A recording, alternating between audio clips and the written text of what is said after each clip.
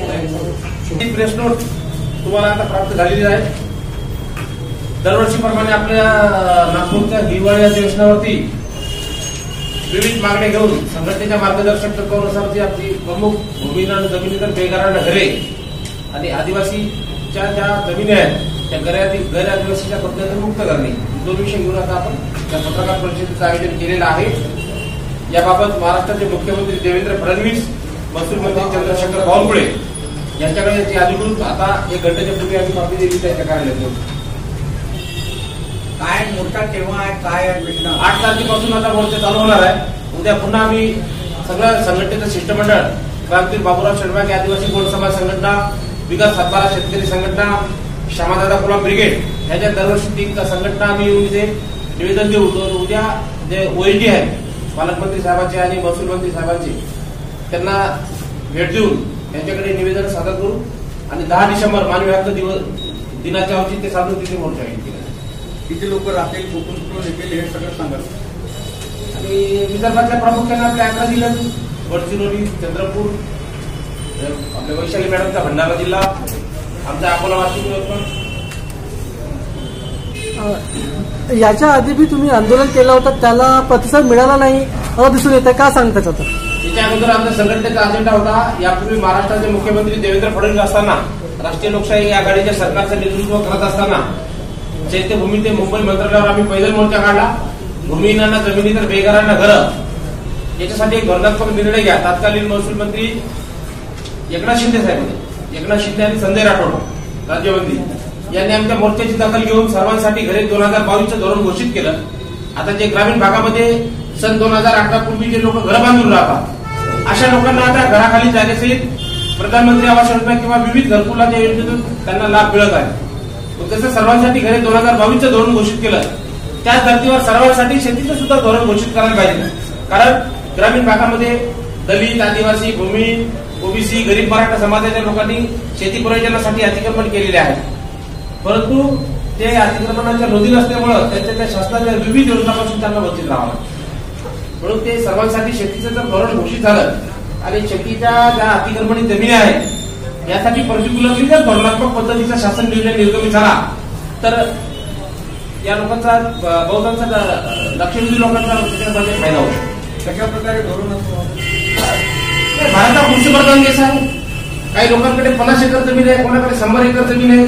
100 acre जमिनीचे मालक विदेशात राहतात, 50 एकर जमिनीचे मालक जिल्ह्याच्या ठिकाणी नोकरीला राहतात. जे लोकांना खरोखर जमिनीची आवश्यकता आहे अशा लोकांना जमीनच नाही, इकडून तिकडून ताबा आहे ते नावावर नाही.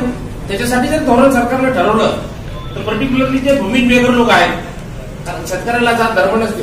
हा शेतकरी म्हणजे हा जातीच्या याच्यामध्ये मोठ्या जात नाही. शेतकरी शेतकरीच असते. दलित शेतकऱ्यांना टाकले तर काही निळा अनाज उगवत नाही, मावडी शेतकऱ्यांना टाकले तर काही हिरवा अनाज उगवत नाही. शेतकऱ्या धरती माता भेदभाव करत नाही, परंतु सरकारनं सुद्धा भेदभाव सोबत केला पाहिजे. त्यासाठी सरसकट धोरण झालं पाहिजे त्याच्यात.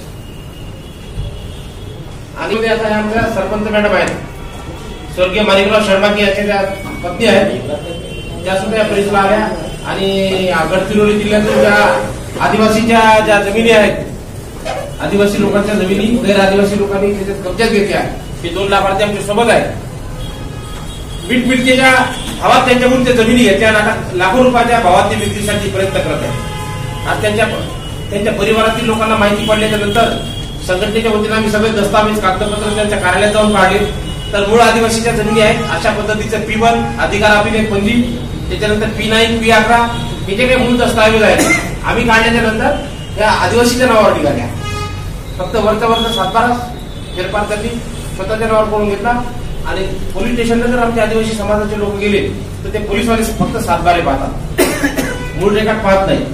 म्हणून त्याची सुद्धा पालकमंत्र्यांनी प्रशासकीय बैठक लावली पाहिजे गडचिरोली जिल्ह्यामध्ये, असं आशिष भाऊला आम्ही विनंती करून आलो.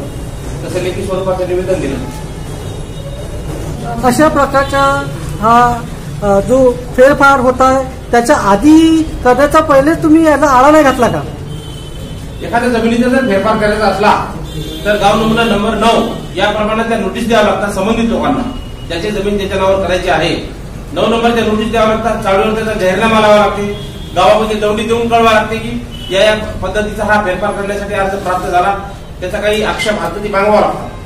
तर तसं काही दौंडी वगैरे दिली नाही. परत त्यांनी 9 नंबरच्या नोटिसा न देता त्या फेरफार बनवलेली आहे. असे आंदोलन आपण निरंतर करत आहात, परंतु त्याला कोणत्या प्रकारचा प्रतिसाद मिळत नाहीये.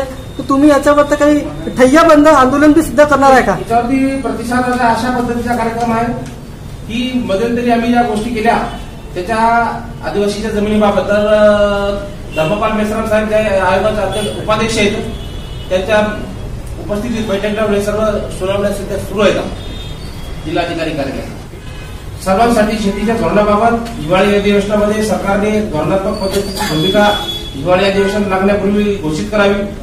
त्या धर्तीवर बिगर सातारा शेतकरी संघटनेच्या वतीनं महाराष्ट्राचे मुख्यमंत्री देवेंद्र फडणवीस सहित महसूल मंत्री चंद्रशेखर बावनकुळे आणि गडचिरोली जिल्ह्याचे सहपालकमंत्री आशिष जयस्वाल यांच्याकडे सगळं आम्ही या आदिवासीच्या जमिनीबाबत निवेदन सादर केलेलं आहे.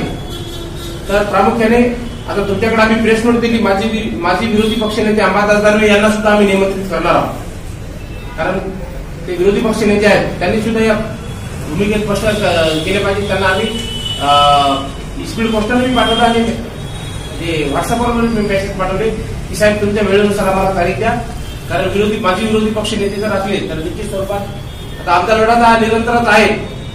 परंतु अजून विरोधी पक्ष नेते आणि विरोधी पक्षाचे आमदार जर सहभागी झाले याच्यामध्ये या मोर्चामध्ये तर थोडं लक्ष वेधण्यासाठी आम्हाला बी प्रयत्न होईल, गोरगरिबांच्या प्रश्नावर सहकार्य होईल अशी एक भूमिका घेऊन आम्ही विरोधी पक्ष नेत्याचे आमदार आणि अंबादास दानवे जे माजी विरोधी पक्ष नेते त्यांना बी आम्ही याची सूचना दिलेली आहे. विनंती केली की त्यांनी या काळामध्ये या मोर्चामध्ये संबोधित करावं. आपला आदिवासी लोकसंवाद संघटन विभागाचे माध्यमातून अध्यक्ष म्हणून संघटनेचं काम करत होतो. 2 महिने झाला करून गेलं तर त्याच्या नाव भेटून नाही टाकायचं, त्याचं नाव उठून टाकून म्हणून साहेबांनी मला हिंमत द्यायला हे काम करायला मला जे आता आदिवासीच्या जागाने हडपले ते जागाने सोडले आम्हाला आणि ते जागा तुमचा हातात घ्यायला लागला. मूळ जमीन आदिवासीचं जागा. दुसरा गरवाचा त्यांचा खड्डे त्यांचा घर वगैरे केले, खोलून नाही बघितले, बरोबरून करून त्यांचा हात केले. आता हे लोक ते समजलं आमची जागा एवढे गेला, आता खोलून बघितल्यानंतर सगळे यांचा निघाला. पण हे जागा आम्ही नाही सोडत. किती तर आलं तरी आम्ही सामोरं जाऊन लढून ते आमच्या हातात आम्ही आणणार आहोत म्हणून सगळे आमच्या आदिवासी लोक जिद्दी लावून साहेबांच्या सोबत आम्ही सगळे काम करत आहोत. मी केशव मळावी, राहणार लगाम, तालुका मुंसेरा, जिल्हा गडचिरोली इथला रहिवासी असून आमचे जे शेती ते होतं त्या आमच्या मोठ्या लोकांनी म्हणजे वडीलधार लोकांनी म्हणजे असं साखर लोकांना हडप केले. तिखट मीठ म्हणून आमच्या मोठ्या लोकांनी घेऊन द्यायचं. तर त्यांनी पूर्ण आम्हाला पट्टे बनवले, त्यांच्या नावाने 7-12 काढले. मग आम्ही पाहिल्यावर मग त्यांच्या नावाचं हे कसं काय यांना झालं म्हणून आम्ही सरकारनं आदिवासीच्या जागा आदिवासीच भेटते म्हणून आम्ही पर्यंत आलो. तरी आमच्या जागामध्ये भेटलं तर